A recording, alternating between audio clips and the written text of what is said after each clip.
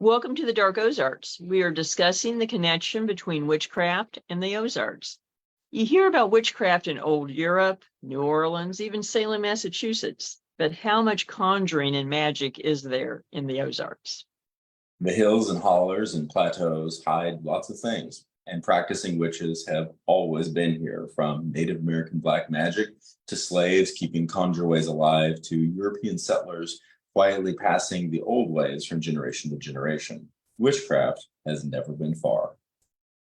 We will get back to witchcraft, but first we want to invite you to like, follow, and subscribe to Dark Ozarks on Facebook, Instagram, and YouTube, as well as your favorite podcast platform.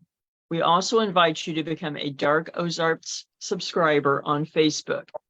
On the Dark Ozarks Facebook page, click subscribe, have your login information ready, and join Dark Ozarks behind the scenes for only $4.99 per month.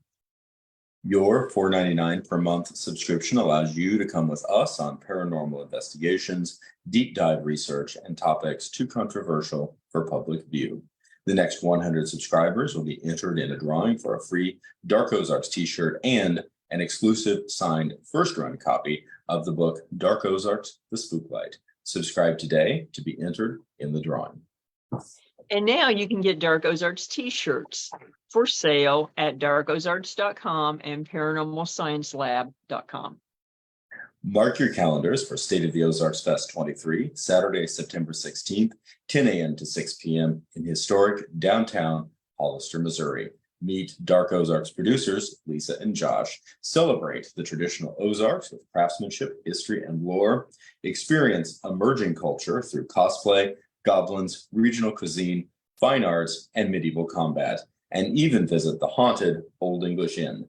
Visit stateoftheozarks.net for more information. We encourage you to check out Always Buying Books in Joplin, Missouri, in person and online, on Facebook and at the website alwaysbuyingbooks.com for all your reading needs, including a large section on the paranormal, history, and more. Not to mention, the building is haunted. Tell Bob and Elise that we sent you. We also want to thank Beard Engine Brewing Company in Alba, Missouri. Beard Engine Brewing is the only English-style brewery in Missouri and has been twice named Missouri's best brewery by the Missouri Brewers Association. Great beer and great food in a historical building with a noir past. And yes, their building is also haunted. Tell Nate and Tiff that we sent you. So, witch trials in the Ozarks. And witchy ways. And witchy. Very witchy. It is a lot. It is fun to talk about. It's very fun to talk about. This is actually one of my favorite subjects. So I've been excited about this episode all week. And Same here. Lots of material. Let's start with the basics. I think that this is, even now, a very, very interesting thing in terms of how our perception is, because we don't ask, as a general rule, we don't ask who is a witch, we ask what is a witch. Interesting point. Well, because fundamentally society others anyone that it labels as a witch. Yes. And we've seen, and we'll talk about a lot of these aspects over probably a part 1 and a part 2 episode based on how much information that we have and how much fun it is to talk about. But it is so fascinating to look at that essentially othering, the marginalization or the separating out. And until comparatively recent times of society, even now today, an individual who says I'm a witch oftentimes can elicit a certain emotional response from the more pedestrian passerby. Very true. Very true. That somehow that it's evil, that there's something wrong with them, or just it does not compute basically for some people. So But that can be for so many different things. It can, and the aspect of witchcraft, of witches, and of quote unquote being witchy are all tied in some way. They're all linked in ways, but it is complex to say the least in terms of how they may be linked. And it oftentimes is very specific to a person or a situation or a lineage. There's not a one-size-fits-all answer to any of this. And it is, again, I think that it's an interesting dichotomy, because some things that are referenced or thought of as witchy are passed down ancestrally, and at many times they don't even have to be passed down consciously. That's true. Sometimes it seems to be very innate. Sometimes it's just how things are done in a family. And then also, I think a lot of people who may be uncomfortable with that modern witch labeling themselves as such would probably be a little askance at the fact that a lot of the habits or customs that they and their family have done throughout their lives actually go back to witchcraft, whether it's, knocking on wood, whether it's wearing a silver spoon ring, all kinds of things that they may not associate with witchcraft, but actually that's what it is. In those moments of superstition, quote unquote superstition, that are ancestrally absorbed, I think in many cases families or individuals will absorb the traditions rather than have them be consciously handed down. Sometimes not. Sometimes the ways are so strong that they don't even have to be handed down for them to manifest. True.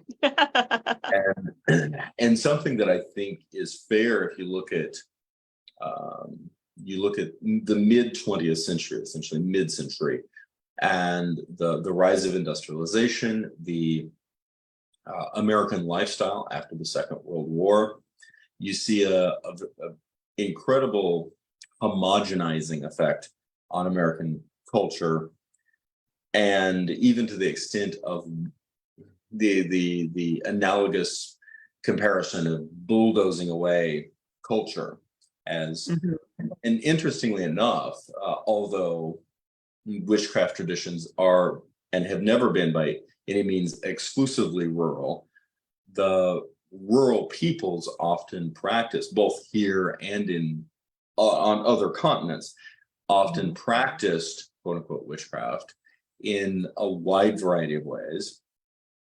And the sort of thought of industrial revolution, there's no reason why witchcraft certainly can't exist amidst industrial revolution, but I think what was most damning, really most pervasive, the thing that did what the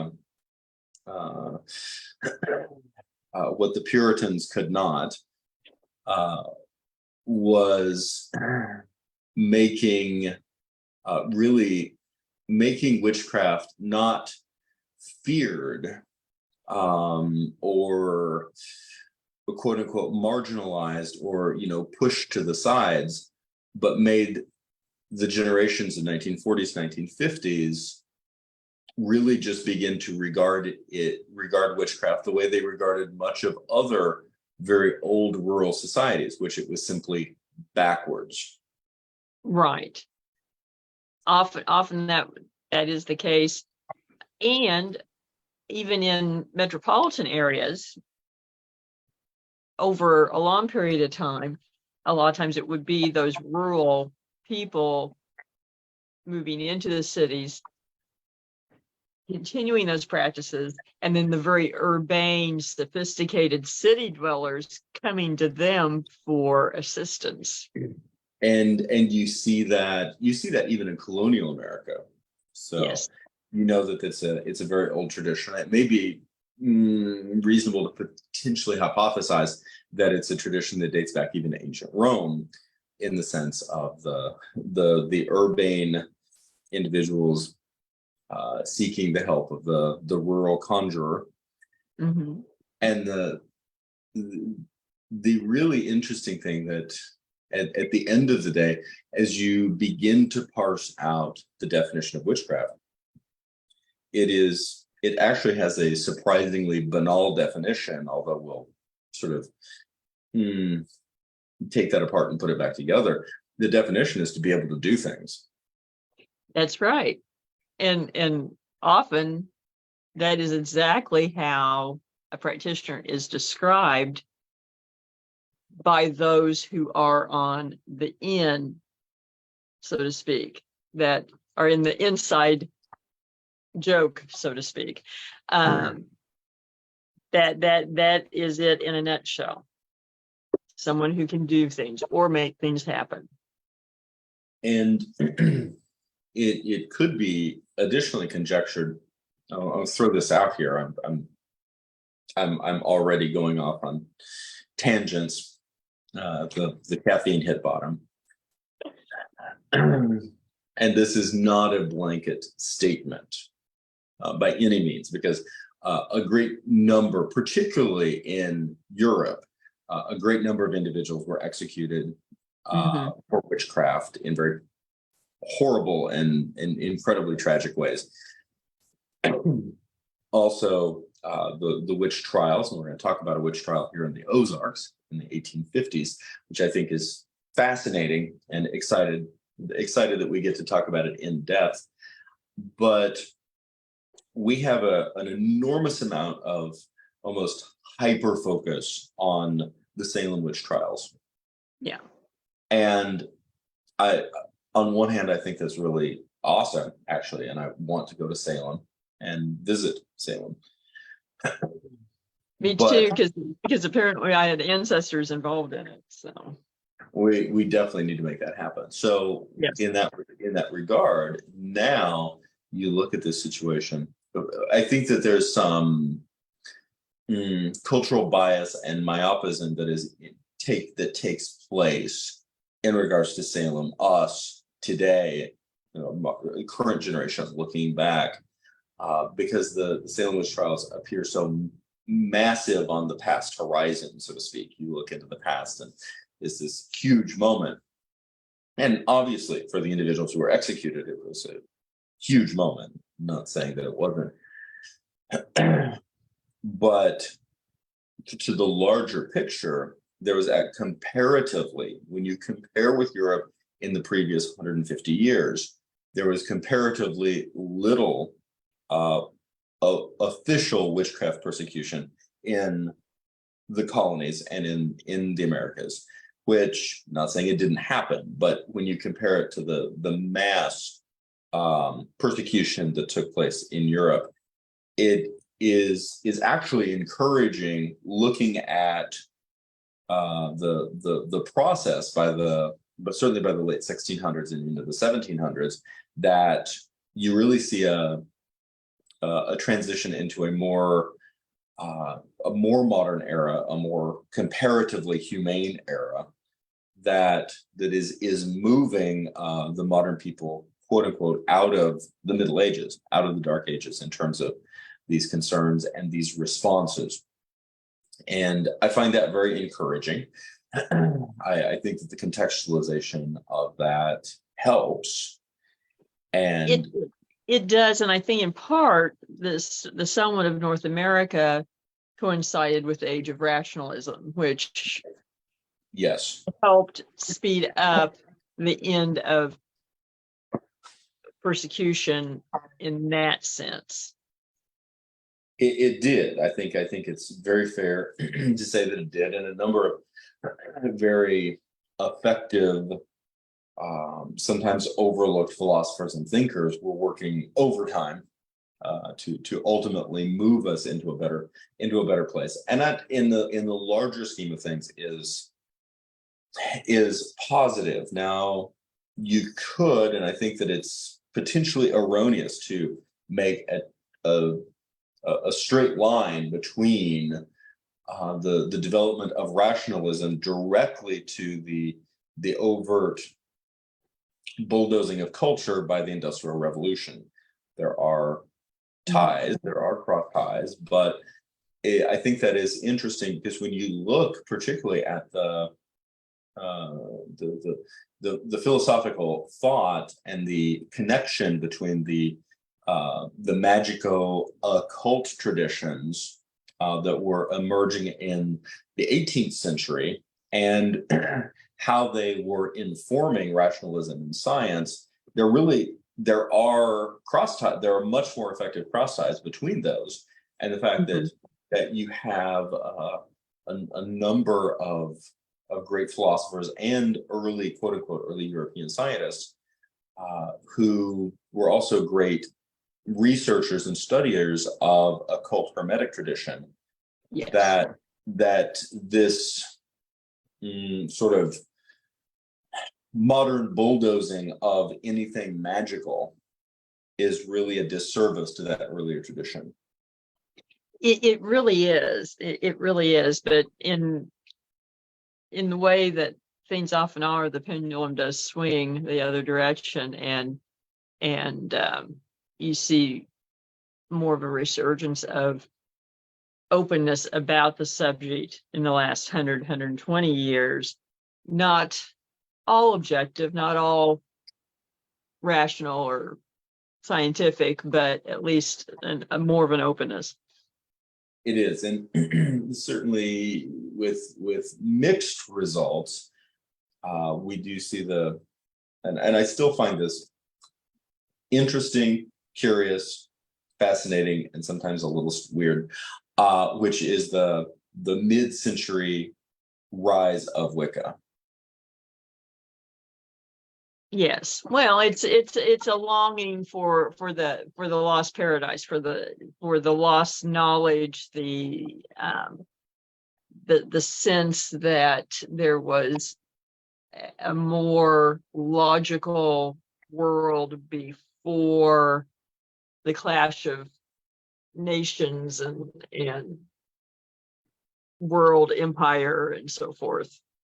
And I don't think I think that's extremely insightful. And I don't think that it's any mistake that we see the rise of Wicca in conjunction with the Second World War in terms of the anxieties, particularly in Europe, because of course, Gardnerian Wicca was developed in the British Isles, and certainly appropriately so in terms of the old world traditions, but it sometimes eclipses the fact that every location that has people on it has old world traditions.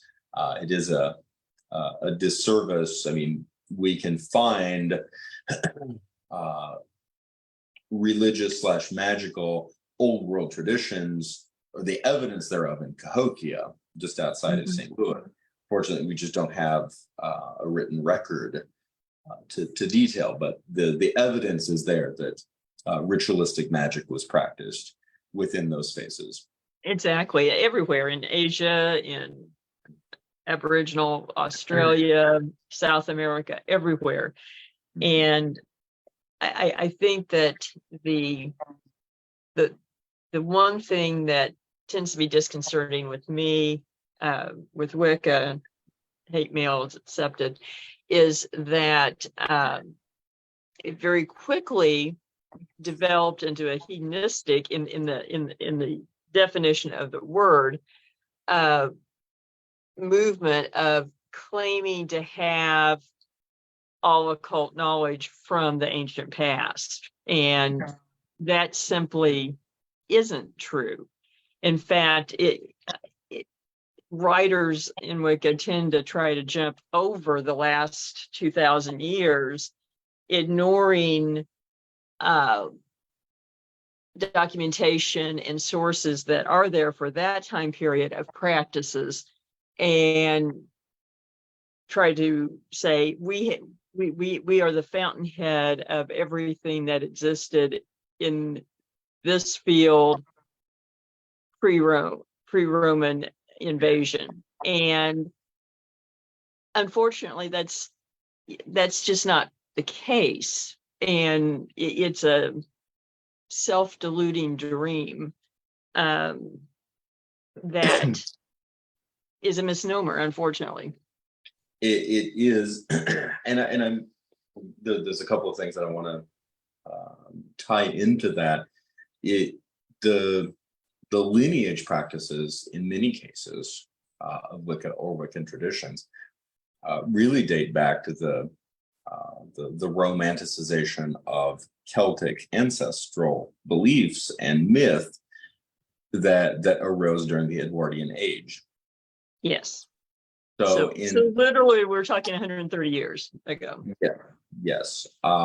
If individuals are okay with looking at that objectively and then choosing the practices that they want, that's fine. Agreed. But no issue with that. But claiming to make something out of something that it isn't becomes problematic in the sense that it really creates an elevated sense of aura that is difficult to objectively prove at best, and very much at best.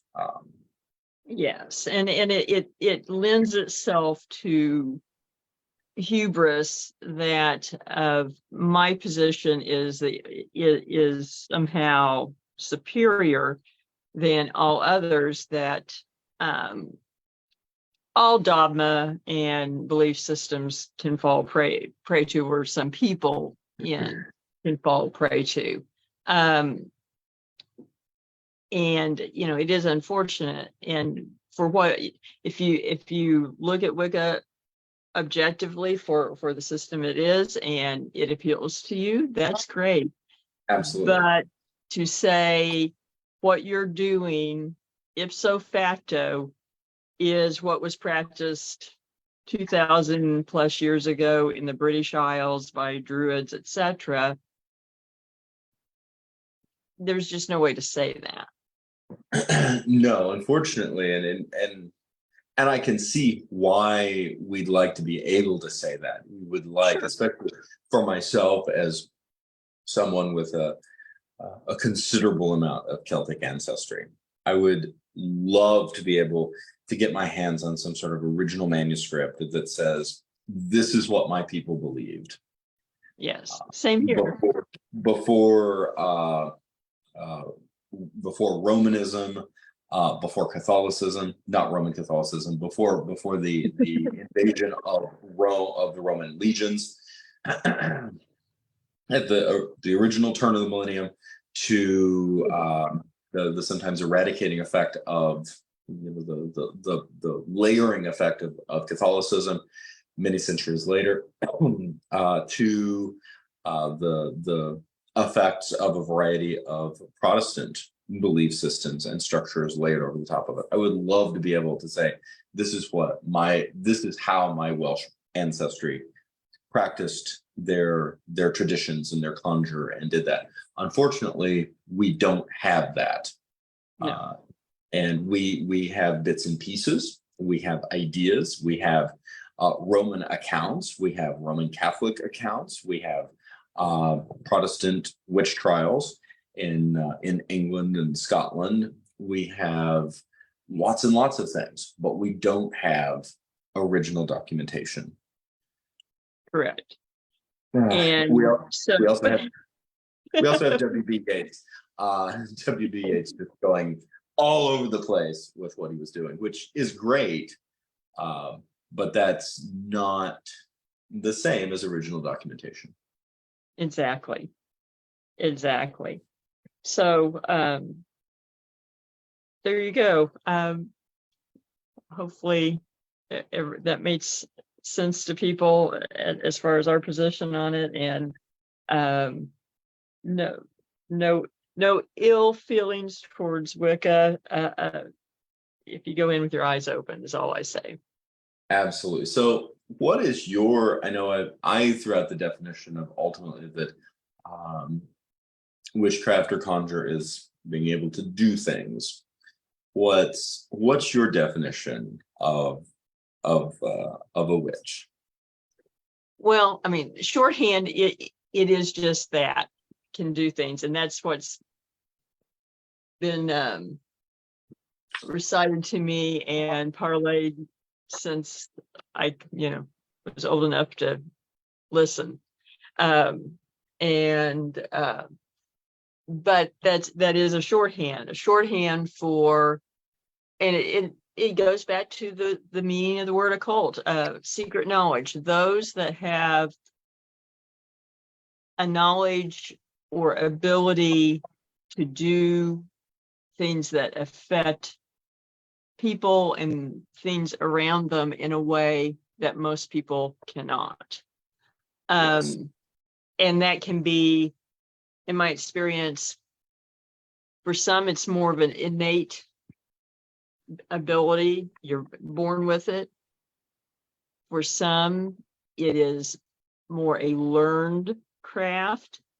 Sort of the old adage, a witch is born, a sorcerer is made.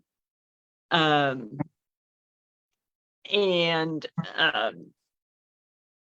mean, that's the nuts and bolts of it, and it's a matter of how is that done. And there's various traditions, and as you alluded to earlier, I think it can be different for different people, and certainly it tends to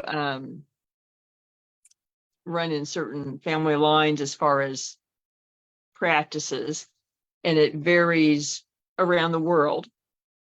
But fundamentally, there's a lot of similarity with a lot of practices.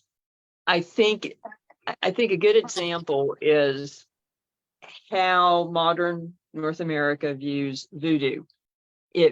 Voodoo and what happens in voodoo is seen as West African, Caribbean, and it never happened in Europe. Well, a lot of the same things that is practiced in voodoo and West African voodoo was practiced in Europe for hundreds of years and probably much longer.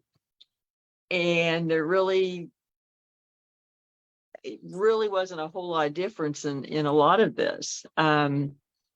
Just different names, and which to me lends it to a couple things. One, that there's a practicality that if so many people around the world from all kinds of societies tend to do the same things, there's a reason for it. People tend not to do something so pervasively if it's completely frivolous. Yes. And it doesn't affect a benefit of some kind for them. And people being people, we get bored easily. I mean, just look at the fads that people go through and what gains people's attention for 5 minutes, and then that fad's over with. That's people. And if there wasn't something that had a fundamental utilitarian use involved, we would have gotten bored with it thousands of years ago. And then it also just makes me think that there really is something to witchy ways, because and I think there's a bit of an esoteric, undefinable element to it, that which, quote, makes it magical and makes it very unbelievable to some people as well, that there's a catalyst involved that we don't always understand. Yes. And that comes back to that hidden knowledge or secret knowledge. Mm-hmm. And it is very powerful in terms of the psychological response that you see from more pedestrian, everyday folks. The idea that someone in your midst may know lots and lots of things and can make things happen, and you don't. Yeah. And that is unsettling for individuals if they are, within that mindset. Usually the response appears to be either one, a more modern post-rationalism response, which is just out of hand dismissal of the idea. Mm-hmm. Number two is fear. Mm-hmm. Number three is, can I hire you? Yes, and that kind of is another thing that we all, of course, it's always joked that prostitution is the oldest profession. Well, the second oldest profession probably is witchcraft. Witchcraft for hire. Yes. And it really performs a very important function in terms of the structural place of traditionalist or pre-modern societies. Mm-hmm. It's very, very important. And as we have moved into modern society now, quote unquote postmodern society, we've seen the practice continues, but typically unspoken. Yes. Either unspoken or shouted from the rooftops, depending on the tradition. Oftentimes in very irritating ways. The interesting, I'm going to throw this out here, and it's terrible, but I'm just going to go for it. Which is, and my disclaimer on this is not to take away from the thousand. I know. Here we go. I know. I have no idea where he's going with this. So you don't. The thousands of individuals who were tortured and killed. Yes. by the witchcraft trials in Europe in particular. But I think that there is also an interesting facet, or even an interesting accusation, in that the many of the witches who were good at what they did were never allowed themselves to be brought into the spotlight. Well, I think that's true. It's the bumper sticker T-shirt that you find in every metaphysical shop. We're the daughters of the witches that you didn't burn. There is some truth to that, because things have been handed down. And that's not just a European issue. I mean, there were witch hunts in Africa. There were in Asia, Siberia, Japan. So the sort of the theater of the witch trials in Europe, I think, is what has made them preeminent in people's minds as the witch trials. But it existed everywhere. It happened everywhere.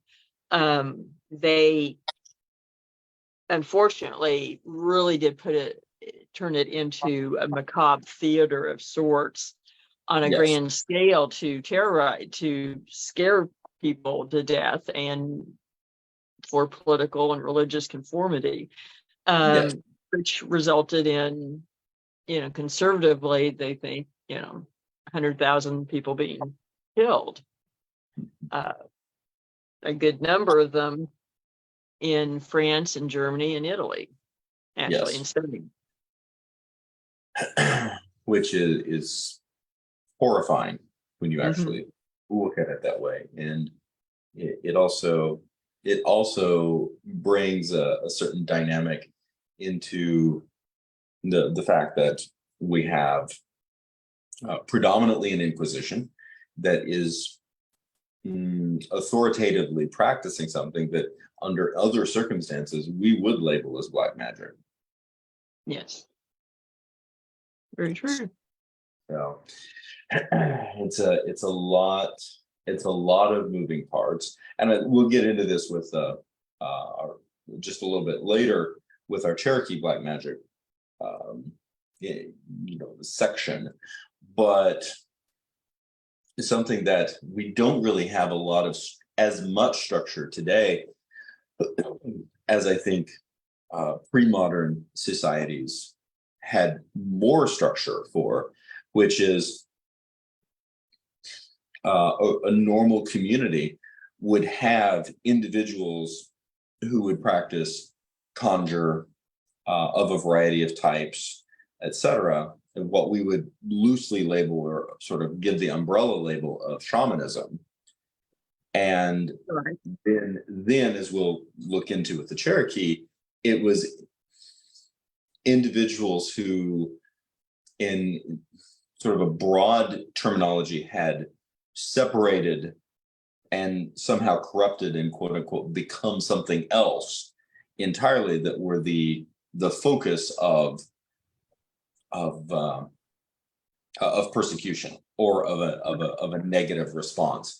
And it's to our oftentimes modern perception, it looks very confusing, and we see a trace of this with a quote unquote witchcraft granny woman power doctor dynamic in the Ozarks, because when you start parsing it out, you see lots of people potentially quote unquote using witchcraft, but then only one segment of that demographic is being labeled as dangerous. The others are being labeled as necessary, important, or somehow used.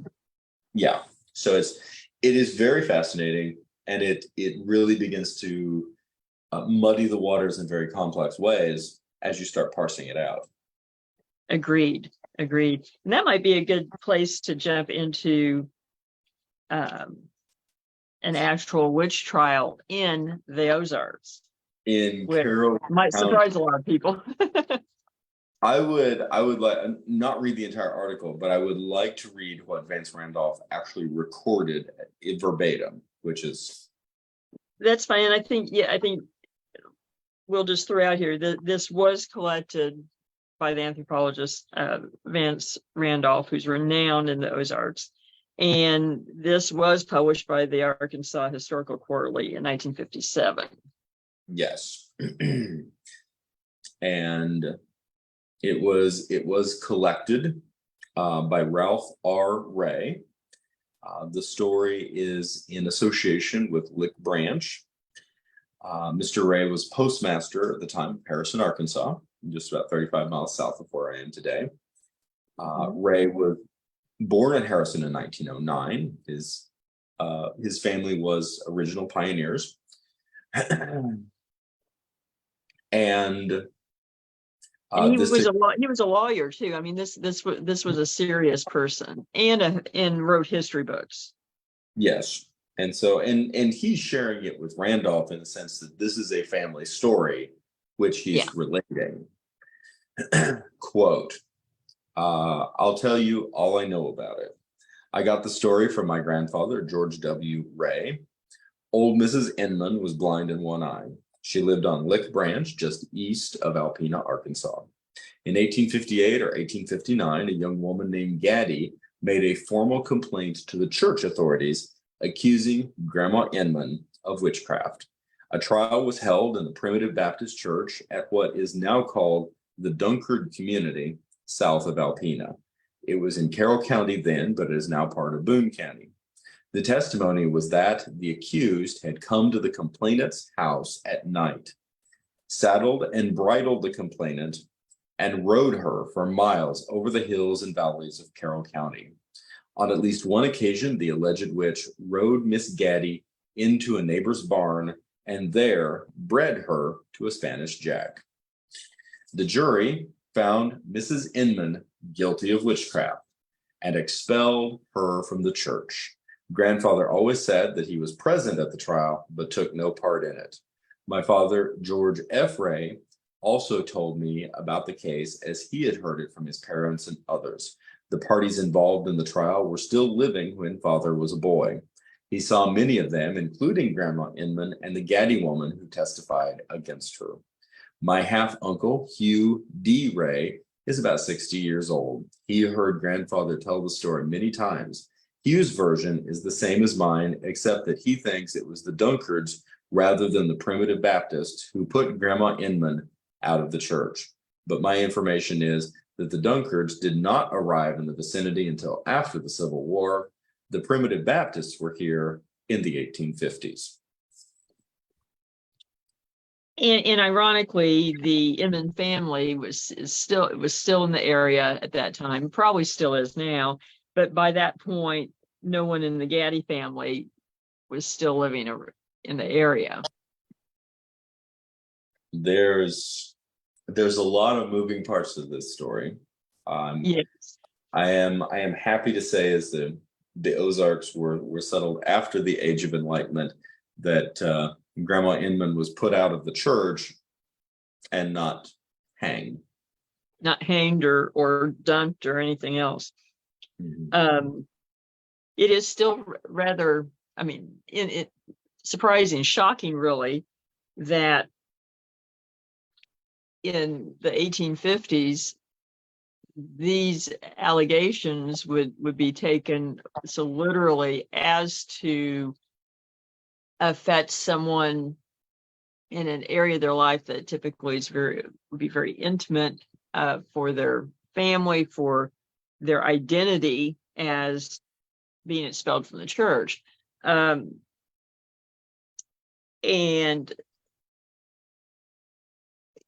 as many moving parts are here, there are aspects of it that we are not aware of. I'd be very interested in knowing if there have been any disputes or altercations between the families or the women previously. Yes. And how Miss Gaddy came to believe that this had happened to her. Yes. There is, we've noted, there are a number of highly traditionalist witchcraft tropes that are involved in this. The first being that Grandma Inman is elderly and to a degree disfigured. Right. Because she's blind in one eye. And so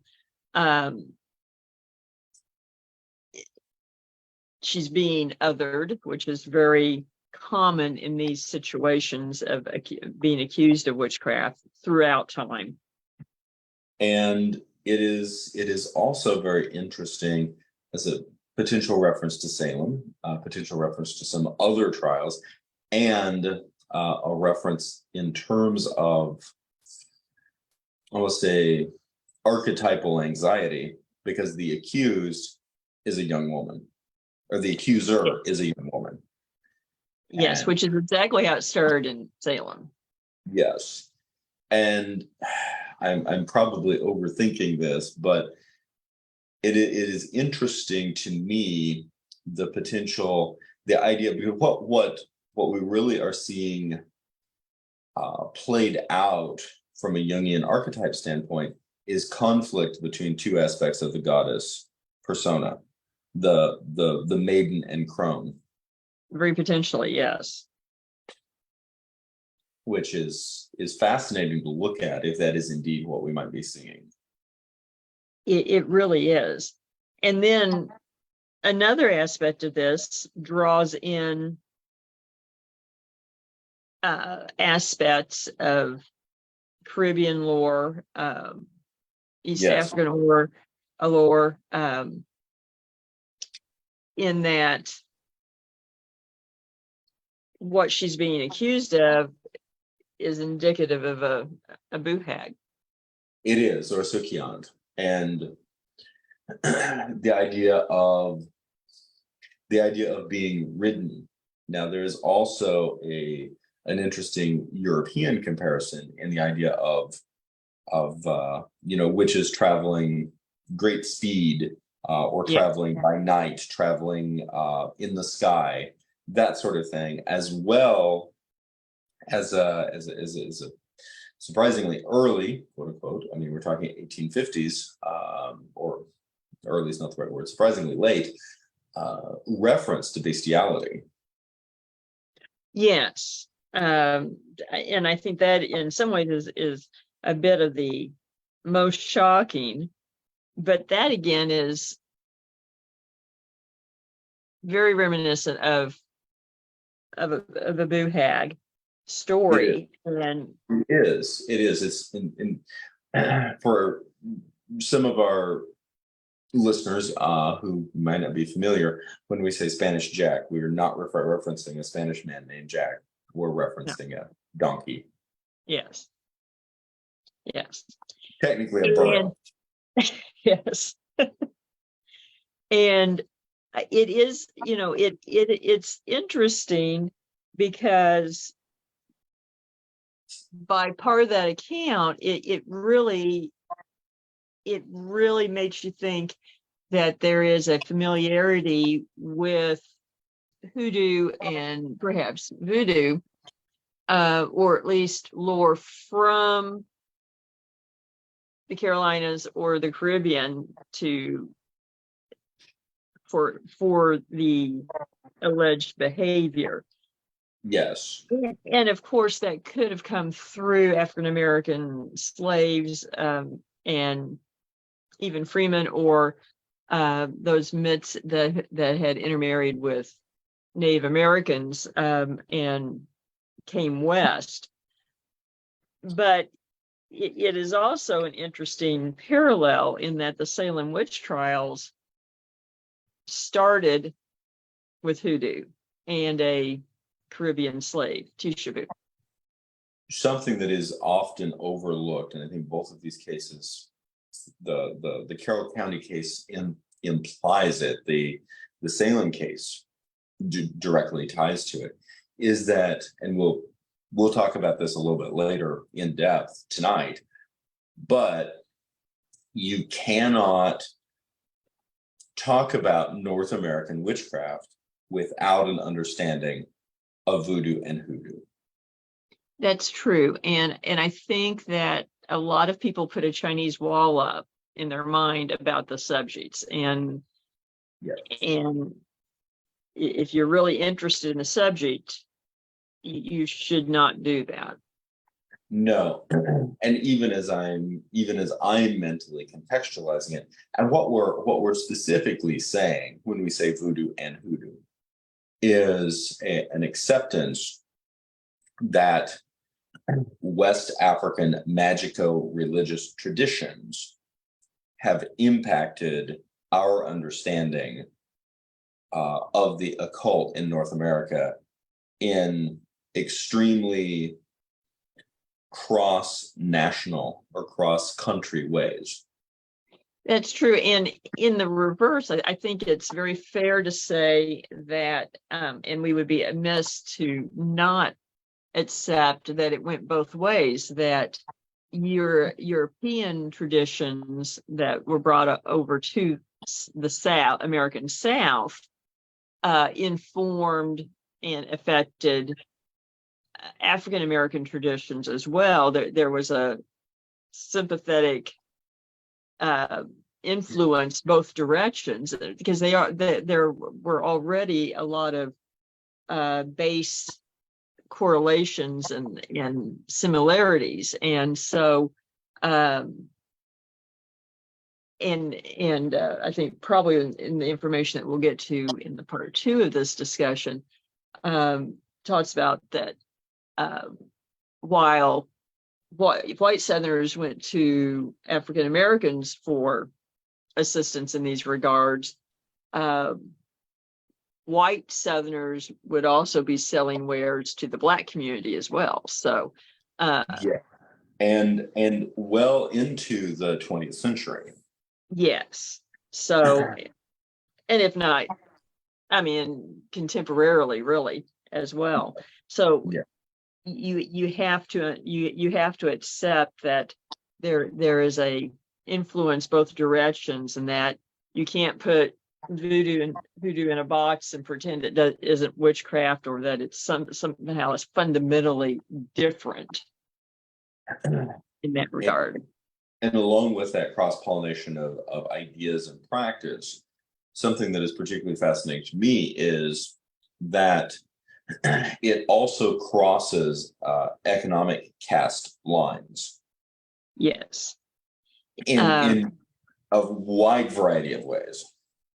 It does, and it crosses those lines and did from almost day one in ways that did not happen in virtually any other aspect of life and society.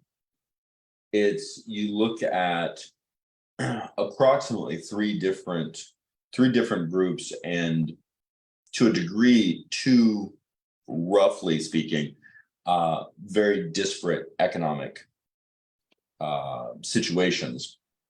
Because and I'll just pick essentially the colonies, and then of course this continued well after the development of the creation of the United States. But we'll just start there. You had a comparatively wealthy, in some cases very wealthy, planter class that was both owning slaves, but was also in many cases employing, or quote unquote employing, very, very poor European settlers or immigrants. Well, and many, and a number came as indentured servants even from Europe. And there's because and I would posit this, because magico-religious practices, conceptually, at the very least, perhaps much more than conceptually, give power to people who are otherwise lacking in power. Mm-hmm. There you see very strong conjure traditions. I'll just say conjure traditions as a general rule in these indentured servitude and slavery populations. So yeah, and so and something that often happened in the borders of the colonies, the outlying borders of the colonies, was you had a situation where freed slaves or enslaved peoples who had gotten away mm-hmm. would form communities that were beyond the reach of the authorities, quote unquote. Yes. And definitely those, in many cases, the small settlements could become focusing points for indentured servants who had also gotten away. Mm-hmm. And so, and also because of their physical locations, oftentimes, certainly in the more southern colonies, they were on the borderlands of Cherokee country. Yeah. You see a cross-pollination of ideas between West African people, traditionally Celtic peoples, because as in former indentured servants, and then the Cherokee. Mm-hmm. And so it isn't difficult to conjecture that a lot of what we end up calling hoodoo is being developed through these quote unquote rogue communities on the periphery of colonial society, and then those ideas getting ultimately injected back into an underlying belief structure as the nation grows. But you also see a regular situation of the wealthy hiring conjurers from these classes. Yes. You do, and so you do have to look at all of these elements of it for it to make sense, and that might be a good point to shift to talking about Cherokee Black magic. I think so. And as it, for a wide variety of interesting reasons, you can't talk about you cannot talk about the Ozarks without talking about the Cherokee, although before the 1820s, this was not Cherokee land, this was Osage land. That's true. Now, Cherokees had moved into the southern Ozarks by that point, and that's something that a lot of people overlook when people discuss the Trail of Tears, is that there had been a lot of migration west with Cherokee and some other tribes as well, actually preceding that forced removal.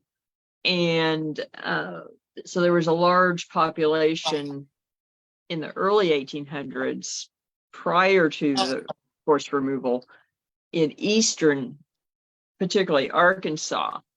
And the Osage were moving further west. And in fact, the federal government was trying to keep a buffer between them because the Osage were very violent and hostile to the Cherokee. And so up until Andrew Jackson's presidency, the federal government was trying to protect the Cherokee from the Osage, and then we have the forced removal, and that overshadows a lot of this. So even early on, you had these influences going on. You did, and very, very complex, conflict that was occurring. And I think it's interesting because you have the situation, these large scale conflicts. They're very complex, not the least of which was the Creek Indian War, that was really a defining conflict for the early nation. And it was, and not talked about a lot in history now, but it really did kind of set the wheels in motion that ultimately led to the Civil War. It did. And you look at, you draw clear lines between the conflict of a wide variety of Native American peoples throughout the next, let's say, 50 to 70 years. Really was brought to a point so early in the 1800s with that war. And I heard a really good analogy in terms of recontextualizing Native American tribal differences. And that was, for example, we would never confuse Italians with Swedish people, or Poles with French, or Spanish with Russian, or Greek with English. And yet all of those peoples existed and exist in an area smaller than the North American expanse, full of tribal groups with just as much, if not more, differences, cultural differences, and cultural motivations that we have here. And so I think there's really an interesting lack of understanding that even today we're not seeing how different all of these peoples are. I think that's very fair, and it gets homogenized in our analogy. It's I'm having a little bit of technical difficulty here. Okay. Go ahead and talk. What I looking at that, I think it's very very generic, very uneducated, making ridiculously blanket statements to be surprised at conflict between First Nation peoples, especially First Nation peoples who have a long history of war. You see that between the Cherokee and the Creek, And then later, severe conflict, for example, between the Cherokee and the Osage, because as you mentioned before, earlier groups of Cherokee began moving into the Southern Ozarks, and that put them in conflict with the Osage.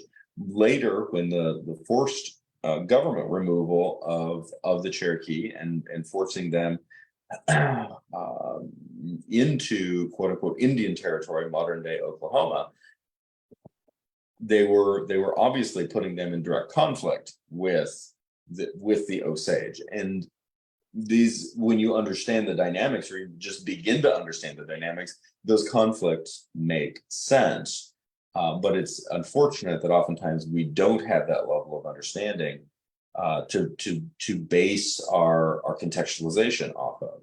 So it's really there's just tons of moving parts.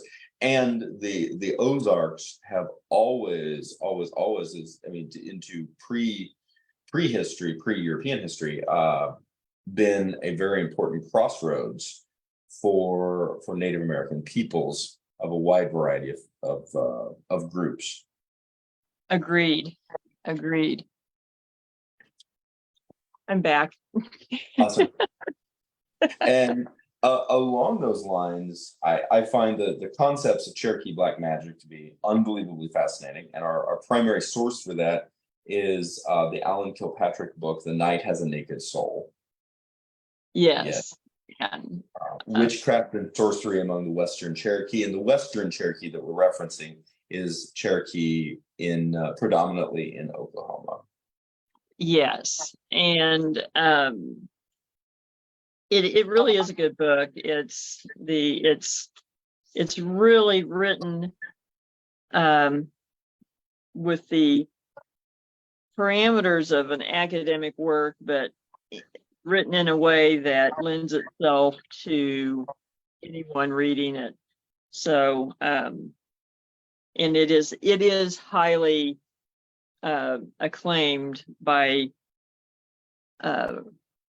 reviewers, and I've come across a number of critiques of the book.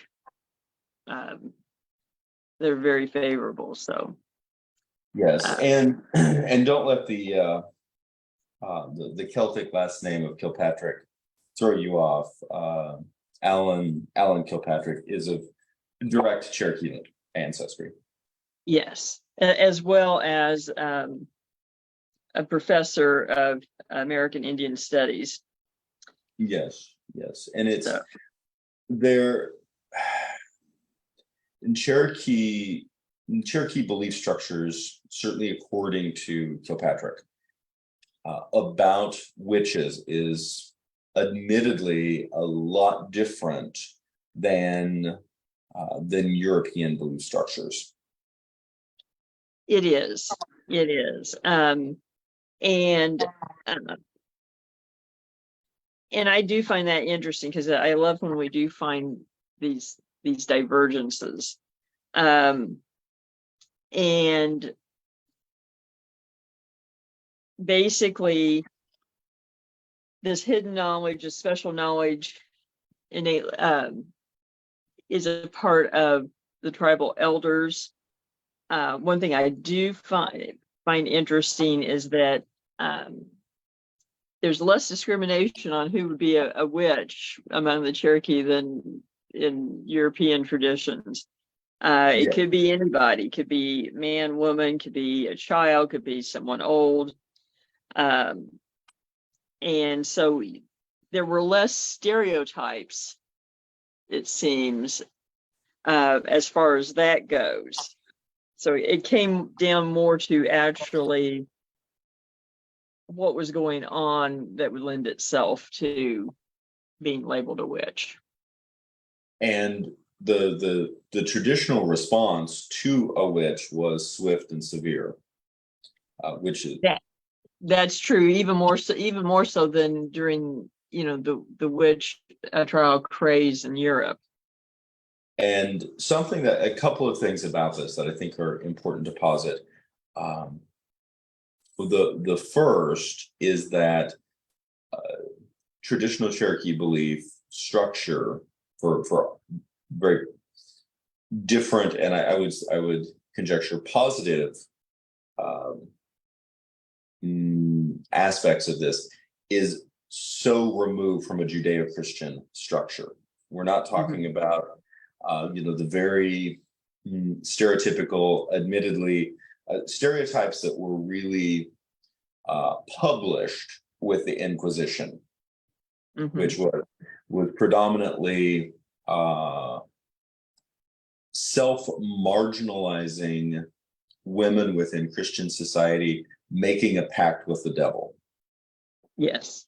That is the crux of the Inquisition's accusations across Europe.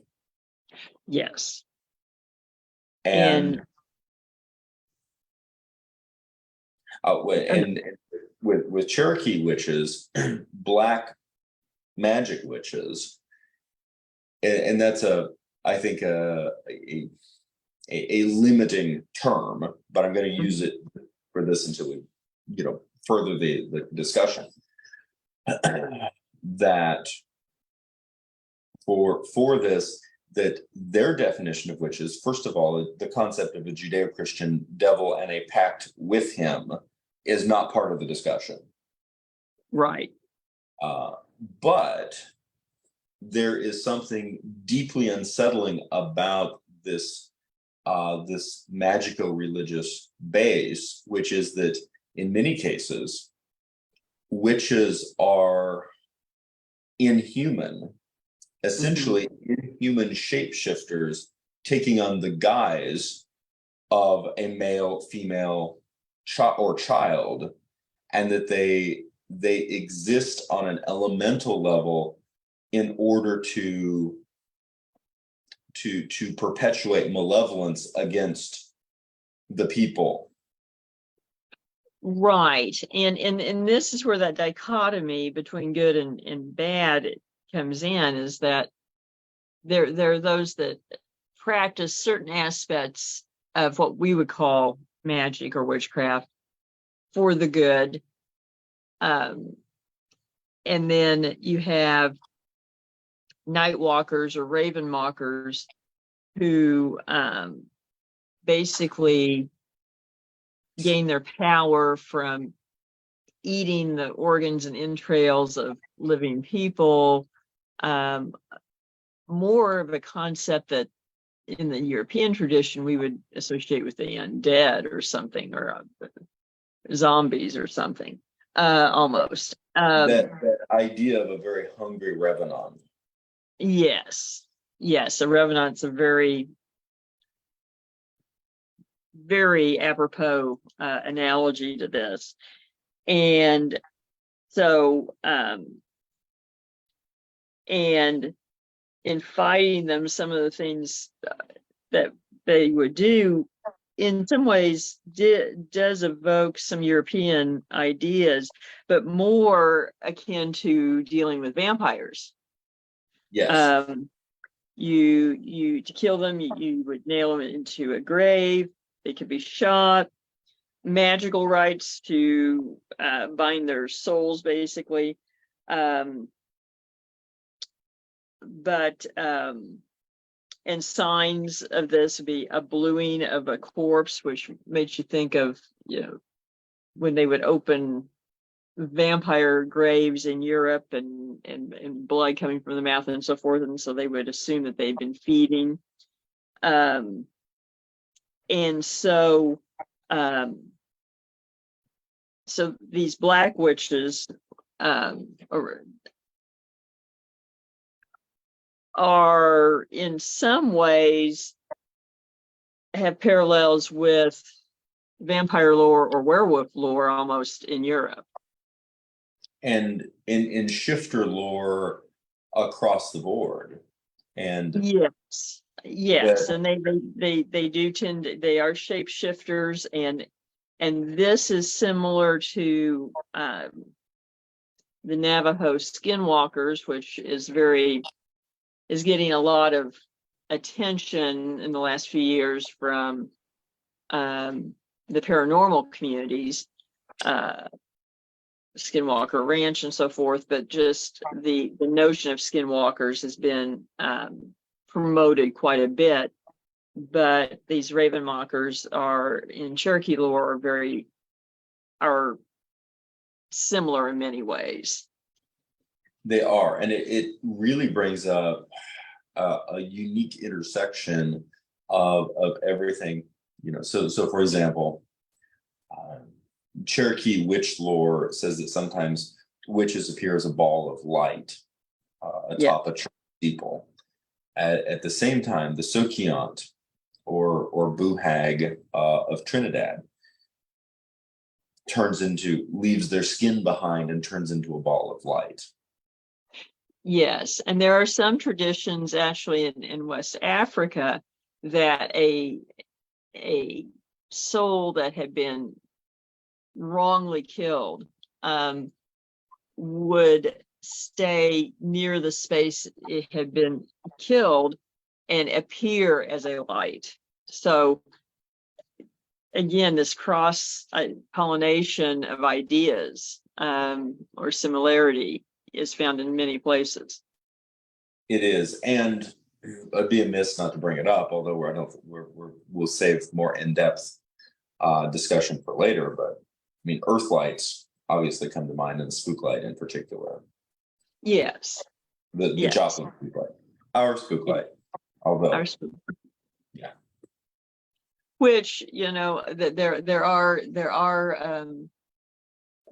hauntings associated there. We certainly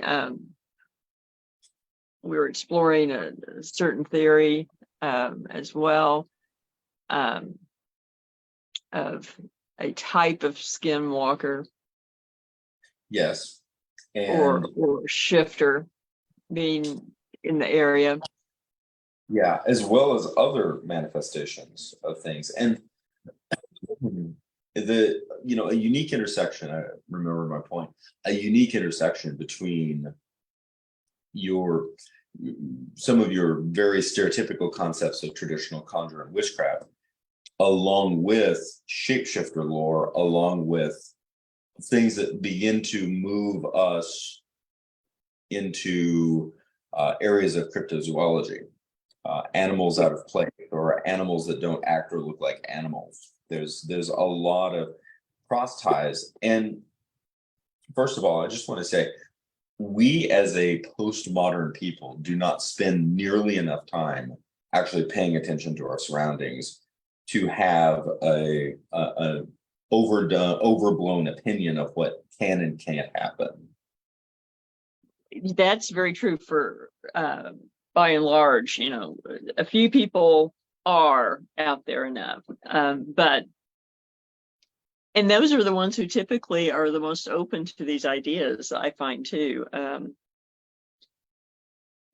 People who spend enough time in these spaces, these kinds of spaces, often are the ones with accounts that, even if they were totally skeptical earlier in their lives, something happened to make them think perhaps there is something to this.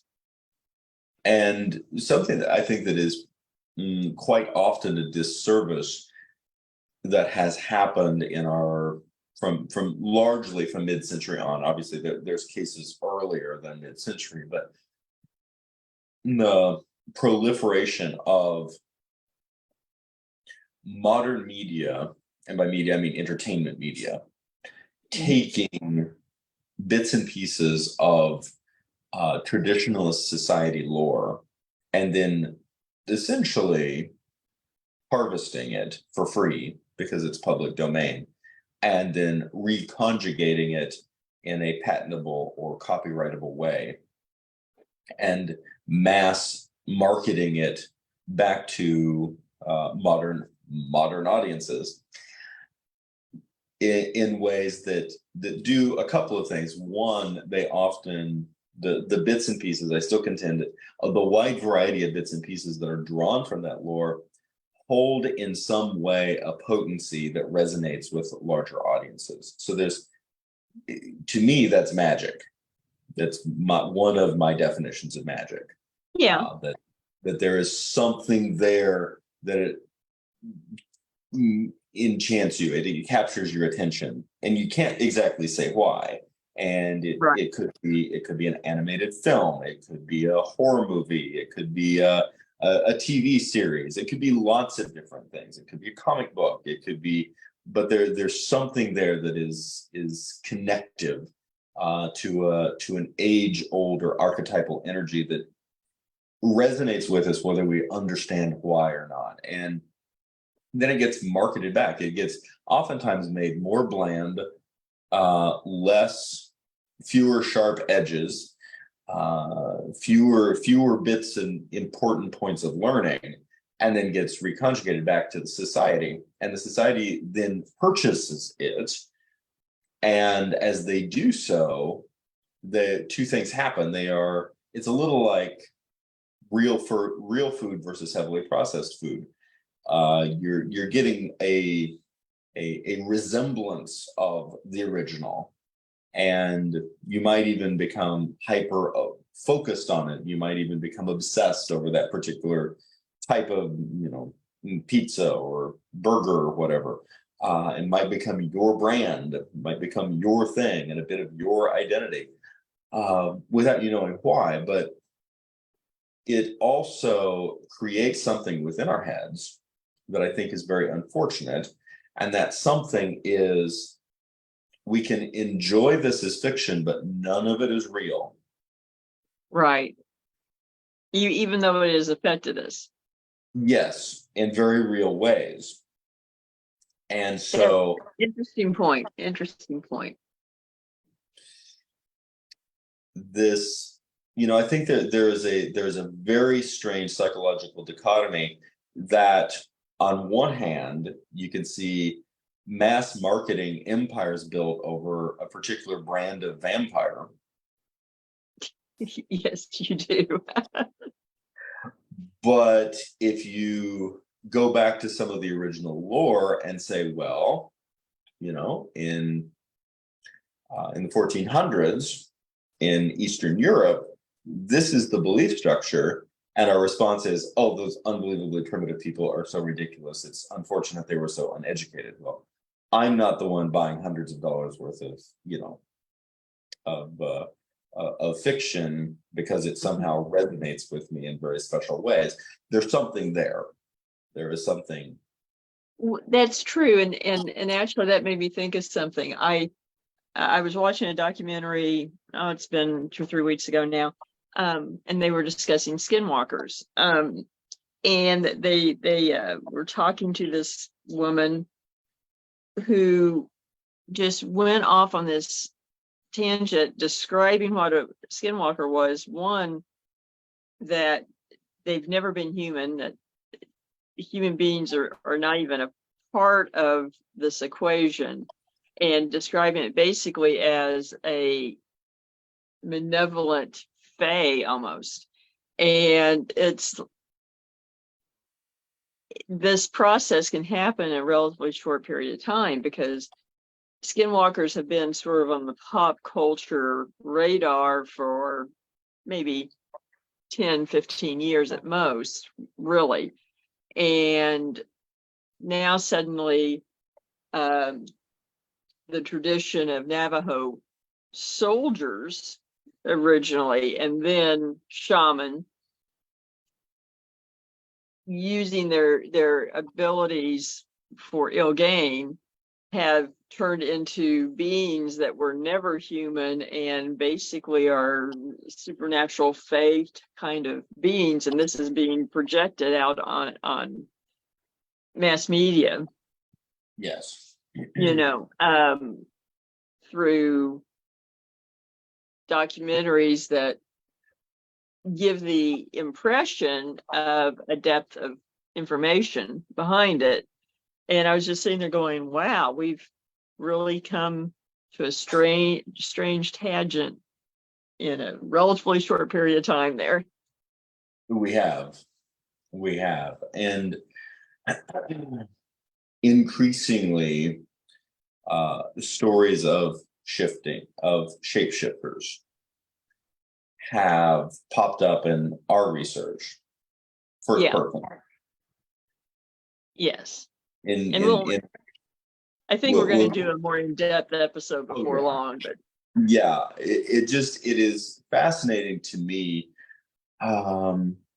There's all of these things, all of these elements of witchcraft, we innately recognize and know, but then we relegate it into a closet to say that's fiction, and we close the door and go on about our very mundane lives without any magic, at least until comparatively few people, but growing number of individuals experience something so unsettling that it creates an aspect of existential crises. and maybe that is a effect of an existential crisis of disillusionment with postmodernization. I think that's a powerful aspect. I think just coming back to there's and this is a situation where one thing does not cancel out the other. No, true. I think that it is fair to conjecture that, going back to Wicca, Gardnerian Wicca, that the development, the rise in the popularity of Gardnerian Wicca at the, that is happening as the Second World War occurs, Mm-hmm. is a powerful psychological analysis, because you see individuals responding in a need and a desire to somehow associate or connect with with a much older world, a world that doesn't have these kind of intense conflicting issues happening. That's really just does not do that. That is a disservice to what certainly the people of Britain were undergoing during the Second World War. We thought the Second World War was rough for us. It was nothing compared to what the people in Europe went through, for obvious reasons, because the war never got here. We went to the war. We sent young men and women to the war. With only a few minor exceptions, the war did not encroach upon us. We were not going through nightly bombings and Churchill having to walk through the debris on almost daily basis to rally morale. No. That creates psychological strains that push these paradigms that people are trying to sort out. Yes, and certainly, I wasn't there. It was a long time born, and I was fortunately born on a different continent anyway.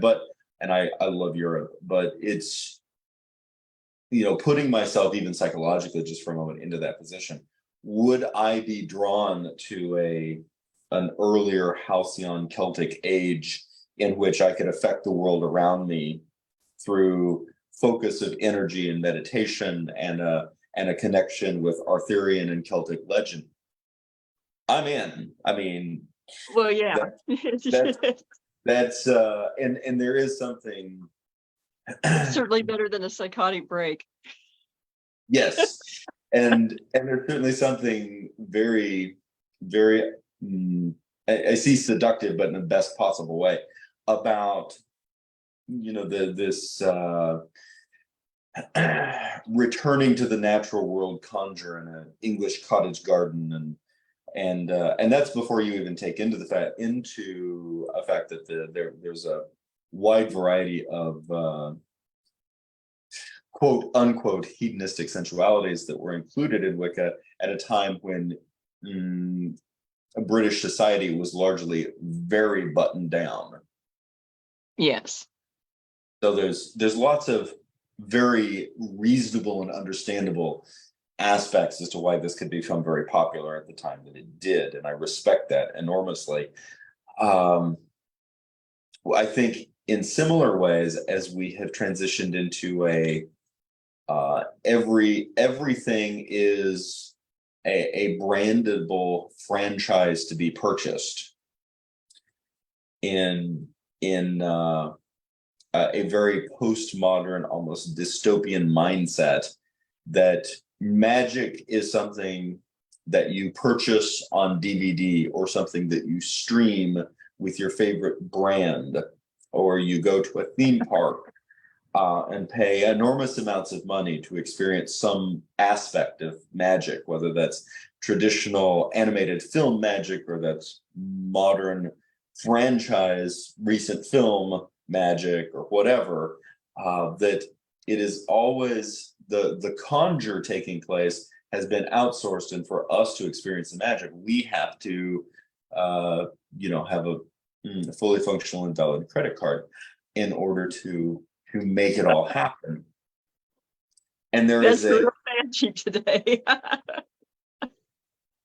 there's an othering in this case, I think a very interesting othering, but the othering that in this case is taking place, a traditional othering, quote unquote, I still hate using nouns as verbs, but I'll do it, is the other people. It's the scary witch is other than me over there. But I think what we're seeing now in mass media and its consumption is that the other is instead the magic is over there, and I have to pay a gatekeeping fee to be able to experience a piece of it. Right. And I think that's fair. Where in times past it was just knowledge that wasn't shared. Now, and I guess in a sense, though, as witchcraft used as a business, it's always been that way. You had to purchase it from the practitioner. But now it's free admittance. You don't have to, you don't have that gatekeeper, as long as you can pay the toll, you can pay the ferryman, so to speak. Yes, and at risk of getting into trouble with people, and I'll do it too. I will do it.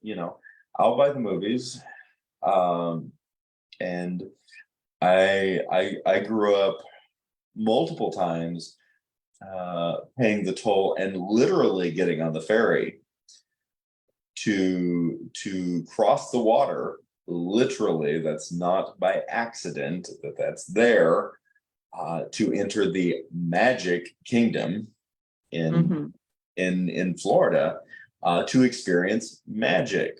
And the idea that you can't experience magic until you pay your ticket and cross the lake. And true, I did it in California, did it in Florida, but Disney I have to admit, I know people that do that almost to the extent of it being a religion, that go every year and spend excessive amount of money for that experience. So how can they say it's really different than going to a conjurer? No, in many ways it isn't. And I have to find this article. It was been like 10 years since I read it, but it was fascinating. Making a strong comparison between large theme parks, aka we're talking about Disney World, and traditional pilgrimages to sacred sites and cathedrals in Europe during the Dark Ages. Oh, I agree. I know people that it really is, because it is that large of a production for them to go do this, some on a yearly basis, and trying to almost outdo each other or themselves from the year before with their offering, so to speak, of how much they spend there. Yes, and it does take on a religious quality, and by nature, and that's I'm still fascinated. I love the fact going back to the to Britain in particular, but a number of sacred sites, lots of sacred sites across Europe during the Dark Ages. And again, just like we talk about not thinking about tourists during the Civil War going on vacation, but they did, that at the same time you had quote unquote religious pilgrimages, which were essentially for that culture, essentially traveling to Disney World. Yes. And the fact that at a number of these, we'll take Britain as an example, at a number of these sacred sites, whether it was a sacred pool, a sacred hill, oftentimes then with a requisite chapel and then requisite cathedral built on top of it, so on and so forth, that you didn't just have the location, you then had this extraordinary tourism industry that began to flourish around it, because all of the pilgrims needed a place to stay and all the pilgrims needed a place to eat. And then the one that I really, really appreciate is all the pilgrims also needed a piece of the shrine, and you couldn't really take the shrine home, but you could take something similar to the shrine home. So you have medieval souvenir shops, literally, yes. at these locations, and with bits and pieces of votive remainders that you can, purchase and hack off with you. But of course, also the idea that you might not have made it to the sacrificial site with the appropriate requisite clootie cloth, so you could buy those while you were there, so you could have a piece of cloth to tie into the tree, or a bit of a carving as needed to sacrifice into the water, which of course also perhaps less commercial, but does date back to the Celtic times, to pre-Roman era.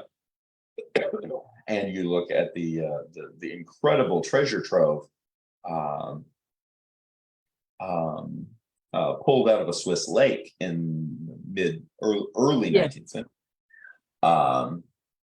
that that somebody just left there for very important reasons to them. Exactly. And actually, I saw something not long ago of a site in Europe, in England, southern England, that is called the hill is named the grave, basically the grave of a queen, and they think it may be the site of Boudica's last battle.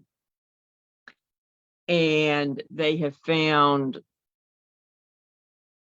hoards of coins, etc., that they think basically were brought there as offerings over time later, and they're just excavating that now.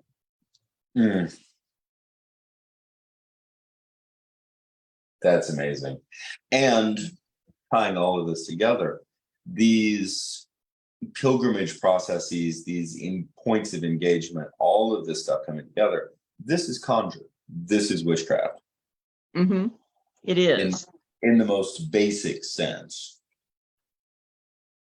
I agree. And, we might skip to an interesting topic, which again is another aspect of witchcraft, but tying it into specifically Oklahoma and longstanding lore dealing with sand dunes. And yes, there are sand dunes in Oklahoma. May surprise a lot of people. And this would be the borderlands of the Ozarks. But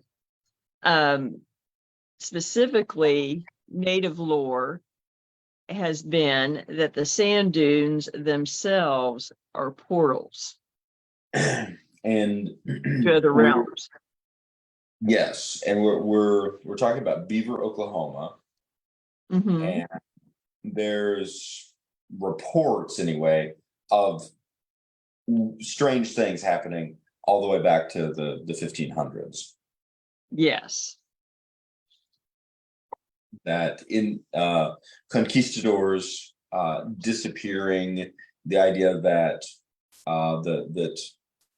local First Nation peoples knew about the dunes and knew to stay away from them, but then the Spanish showed up and they didn't know that.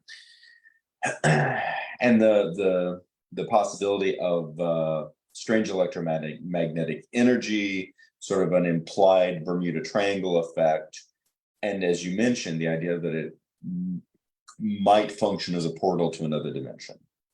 Right. And that basically people would disappear in a flash of what appeared to be like green electricity or lightning.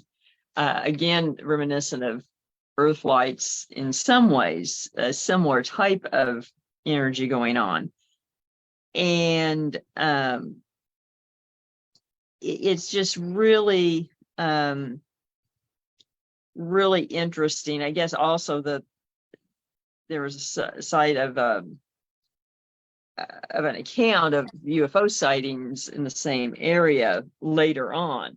But it's interesting that this is has gone on for so long, because I mean, accounts from the conquistadors in the 1540s, French explorers as well, and it just keeps going. But it reminds me of veil walking, which has traditions in Europe, it has traditions in voodoo and hoodoo. That portal is a term that gets thrown around a lot in the paranormal community, basically just to the other side type thing. Yeah. In the UFO community, it's maybe to another place in the galaxy or something. Yes. Like a wormhole. Oh, and I think that, again, in terms of how pop culture or popular media, popular entertainment media has strongly impacted our ability to structure things. Mm-hmm. The wormhole in Deep Space Nine, Stargate. Yeah. These types of things, and it's created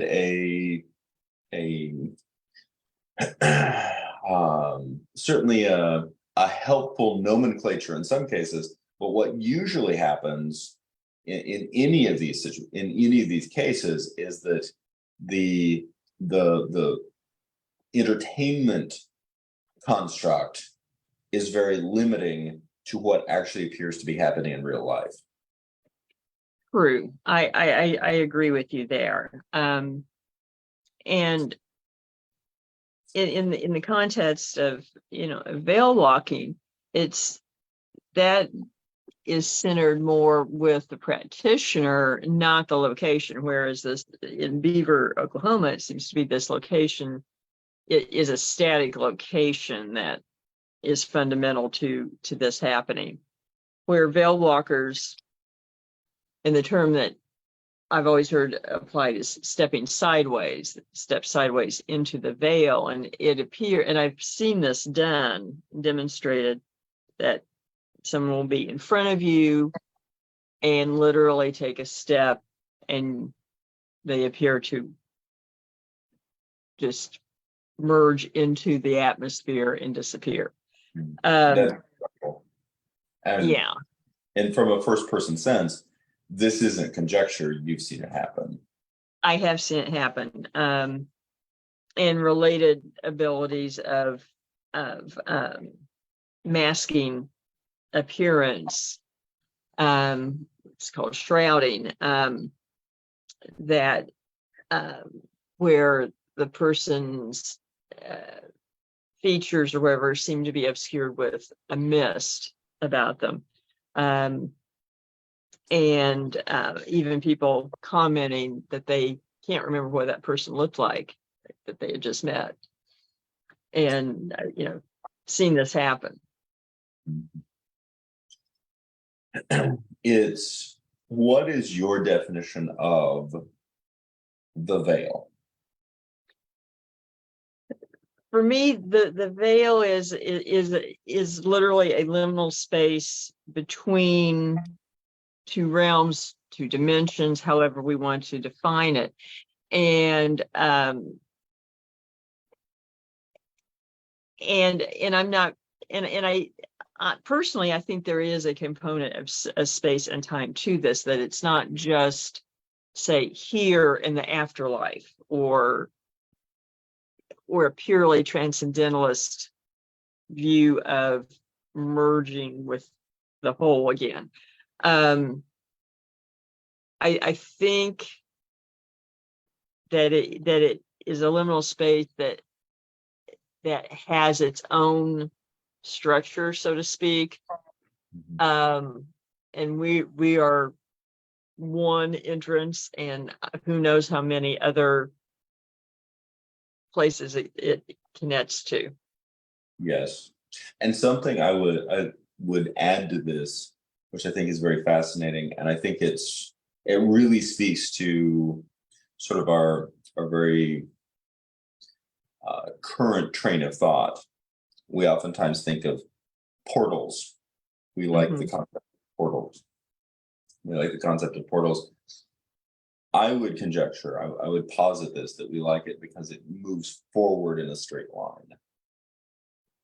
Well, and I think it's reminiscent of a door, so we feel like we are actually going somewhere, and that, I think, is a bit of a misnomer too, because I think that's why stepping sideways makes sense to me, because the veil is everywhere as well. It's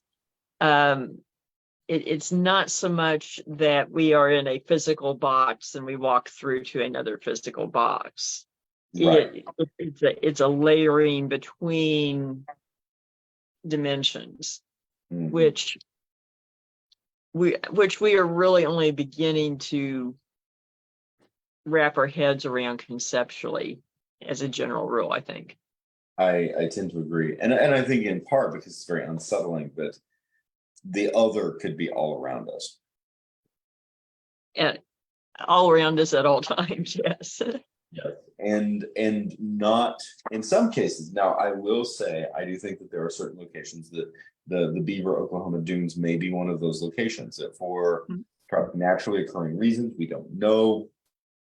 There are certain areas that seem to be more of a thing. Oh, I agree. I mean, there are reasons why people are drawn to certain points around the world. Stonehenge is one. That it's hard to explain just by the monument itself. Yes. And and there's some wide variety of locations, even within just comparatively small regions, that seem to have a thinning, quote unquote, of the veil. And I tend to believe that some of those things are just naturally occurring, and some of those are the potential results of conjure. I agree. And that certainly, I think that pre-modern shamanistic societies had a much better grasp of these things than we do. And consequently, that they could more effectively identify these thinner areas and then practice conjure within those spaces to potentially enhance it and or add to it in some way, or contribute to the aspects. And it's interesting to look that many of these ancient sacred sites, for example, in Britain, now have cathedrals or large churches built on top of them. And that is happening in a number of places around the world, where basically one religious site is built on top of the ruins of another, et cetera, et cetera. I mean, Jerusalem is a good example of that. Yes. And all of these things that I think a larger takeaway on all of this is that magic is vastly more around us, and you could by definition the potential of witchcraft is actually all around us in ways that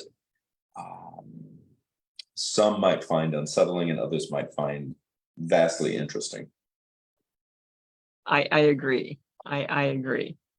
And maybe it's just that I'm too curious, but I'm much more fascinated than I am skeptical. I tend to be as well.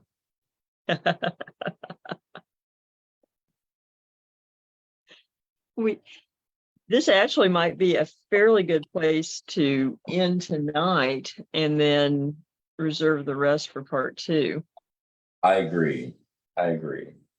This is I never not get excited about this stuff.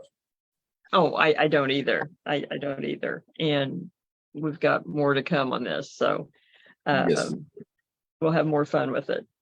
So we thank everybody. And don't forget to check out upcoming events and merchandise at darkozarks.com and paranormalsciencelab.com. Thank you again to Always Buying Books and Beard Engine Brewing Company for helping to bring the Dark Ozarks to everyone. On the next episode, we are going to be discussing River Lore of the Ozarks, Part 2. Catch the Dark Ozarks podcast on Branson Podcast Network, Apple Podcasts, Spotify, or about any other podcast platform. Thank you, everyone. And remember, there are no easy answers in the Dark Ozarks.